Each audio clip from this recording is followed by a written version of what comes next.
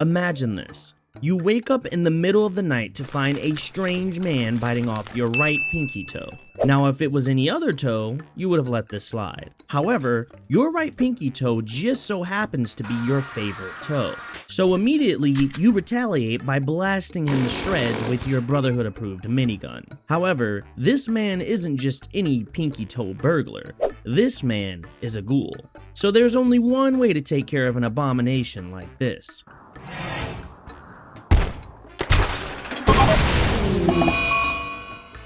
In today's video, we'll be combining all of the best parts about Fallout with all of the worst parts about Rimworld. Starting off with 4 colonists from the Brotherhood of Steel, can we build up a powerful enough colony in exactly 100 days before the enclave finds our base and sends their massive army to annihilate our colony? If I got you hooked, make sure to like the video. Now let's begin.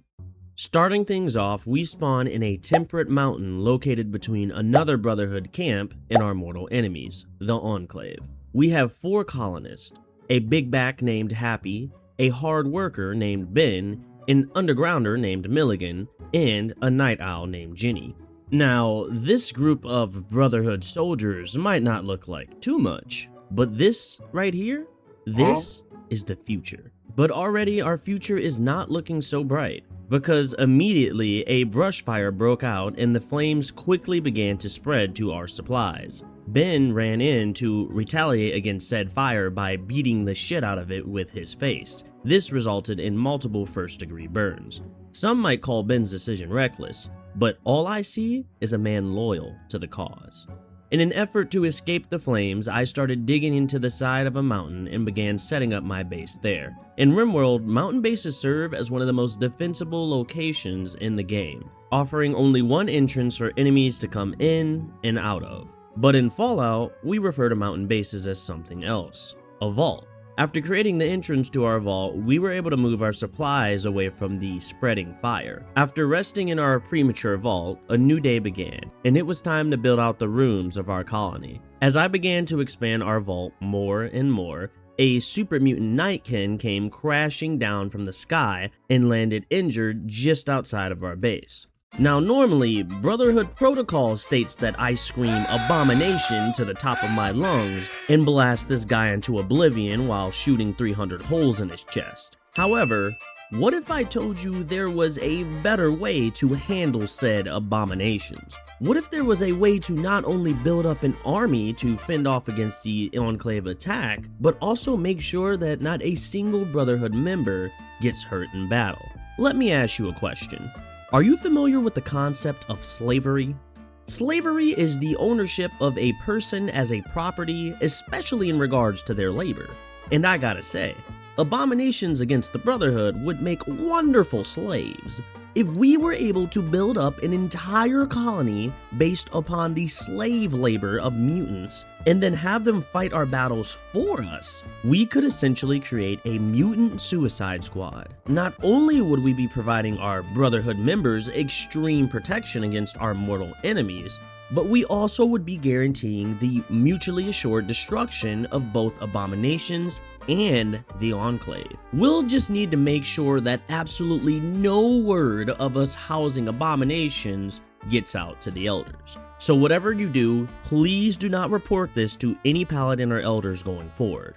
So instead of absolutely annihilating this super mutant, I had Jenny the medic tend to his wounds. However, just as we healed one, another abomination made its way towards our base.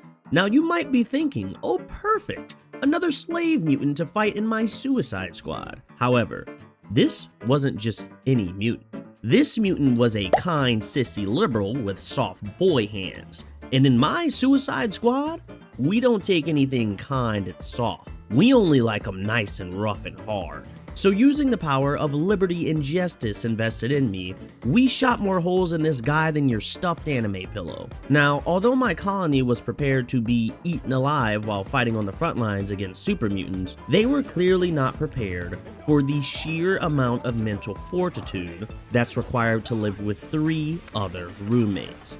Because Jenny decided to have a mental breakdown due to Happy's big back activities, sneaking in the storage room and eating all the food at night. After her breakdown, Ginny woke up the next morning, and instead of talking things over with Happy, she thought it was a good idea to beat the living shit out of him.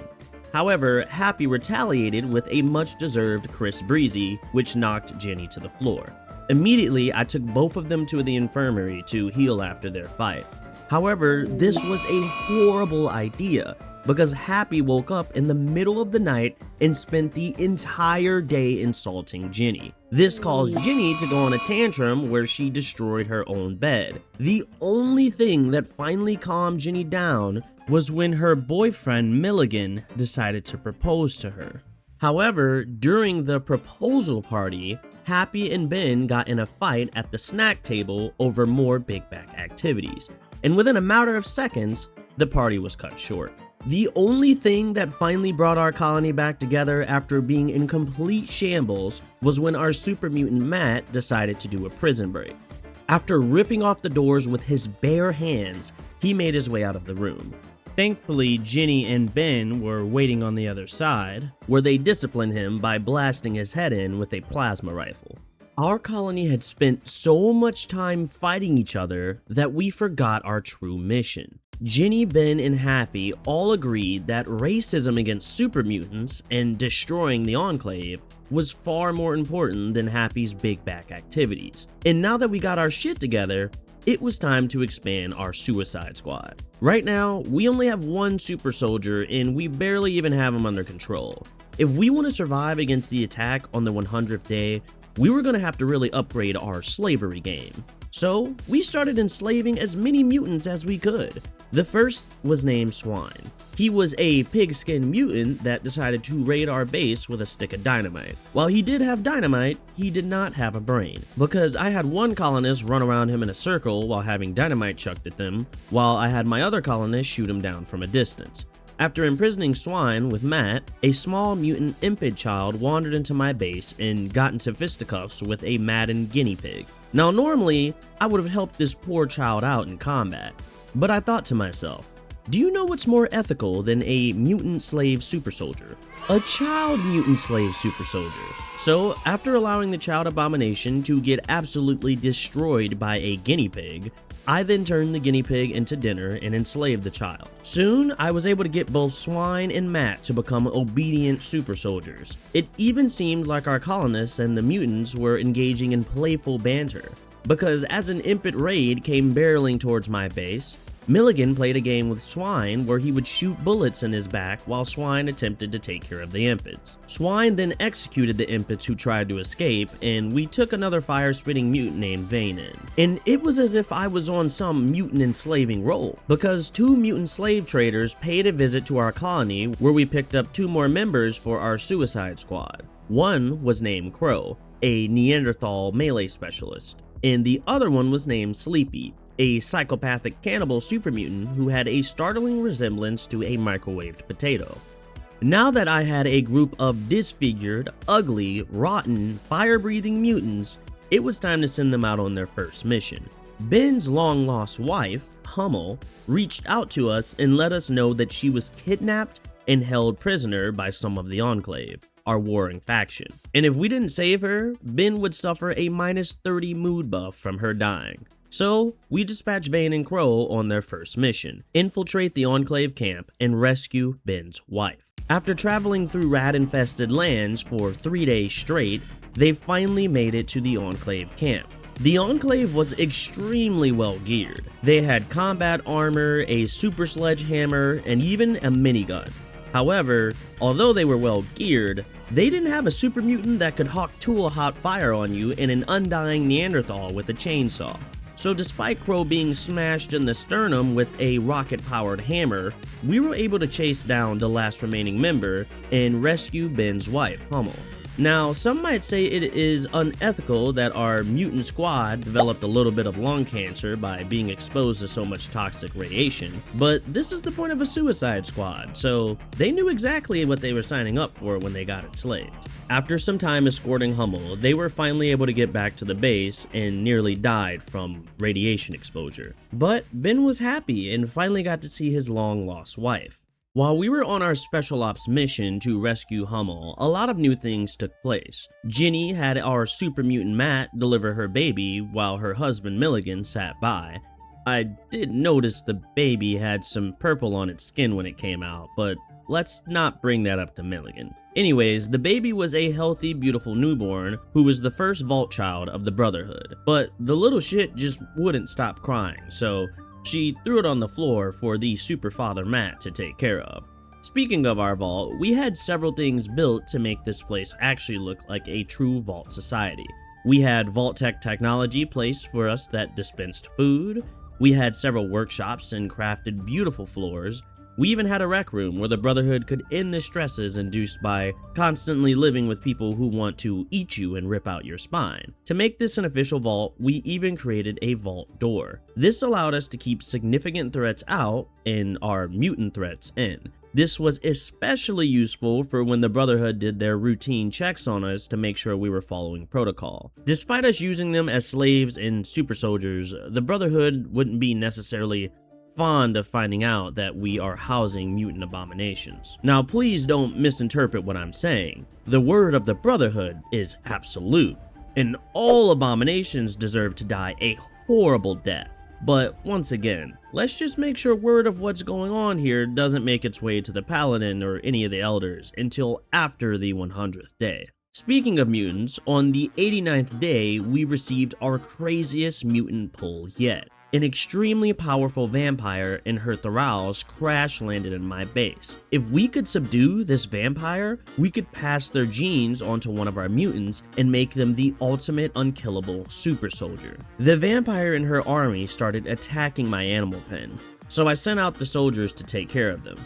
Crow and Sleepy, our melee units, came from out the secret entrance to administer some powerful backshots to the thralls, while the Brotherhood members shot them down from a safe distance. As the battle cleared up, there were only two enemies that were still alive. One was the vampire, and the second one was actually a special guest appearance from one of our last videos.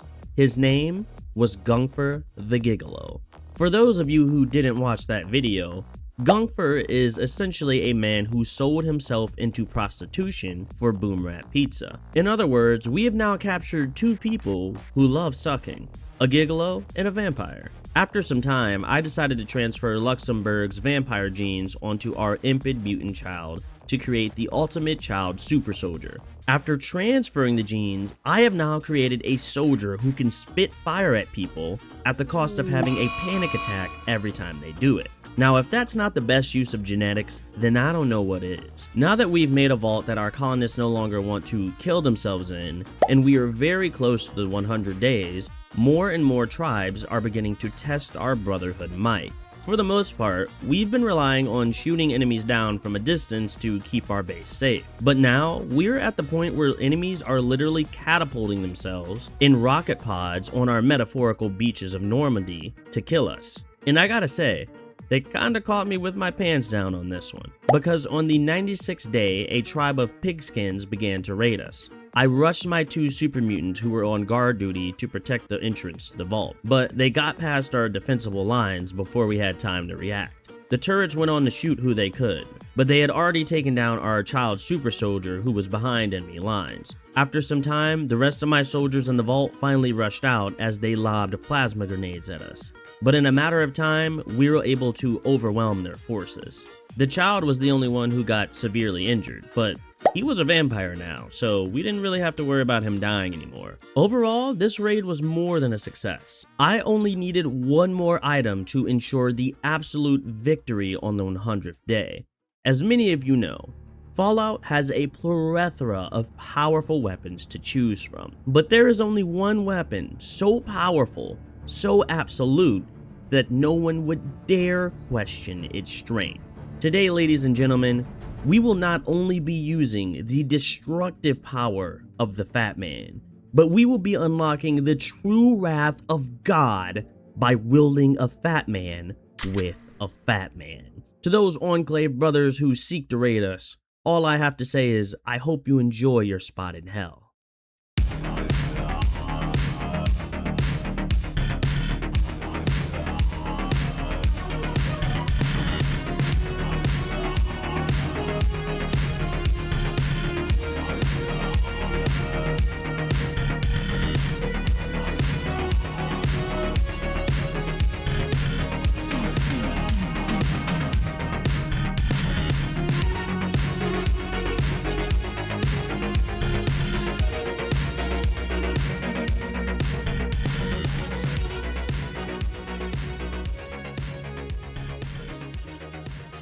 And with that, the Brotherhood of Steel has officially survived 100 days as a Vault Dweller society and annihilated the attacking enclave using completely ethical and Brotherhood approved methods. With that being said, make sure to drop a like if you enjoyed the video. I love you guys, and I'll see you in the next one.